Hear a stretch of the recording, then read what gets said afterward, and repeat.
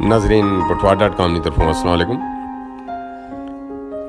Malaysia मुकीम मनजी रोज़गार के सिलसिले विच चौधरी आसम हुसैन जिन्हां तलक कखड़ी मदरा नाल जी रिश्ता अजदवा की मुंसलिक होई गई। दावत वलीमा ना एहतमाम किया गया। दोस्तों अहबाब और रिश्तेदारों भरपूर शिरकत की।